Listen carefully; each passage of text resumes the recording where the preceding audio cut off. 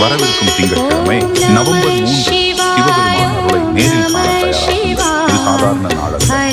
சந்திரன் தன் தவத்தால் சிவனின் அருளை பெற்ற சோம பிரதோஷமானது. அந்த நேரத்தில் சிவபெருமான் ஆனந்த தாண்டவம் ஆடுகிறார். அந்த நாம இன்னைக்கு பார்க்க போற இந்த கோவில்ல எல்லாமே ரெண்டா இருக்கும். இந்த கோவிலோட முக்கியமான சிறப்பு என்ன அப்படின்னு பார்க்கும்போது 27 நட்சத்திரங்களும் 27 சிவலிங்கங்களா நாம இங்க தரிசனம் செய்யலாம். இவ்வளவு சிறப்பு மிக்க இந்த கோவில் என்ன, எங்க இருக்கு அப்படின்னு தானே யோசிச்சுட்டு இருக்கீங்க. நம்ம சிவபெருமானே, சிவத்தின் நிறைந்த அழகு, தெய்வத்தின் முதல்வனே, ஞானத்தின் ஆதாயமே, தவம், தவத்தின் கதிரே, உத்தபிரானே.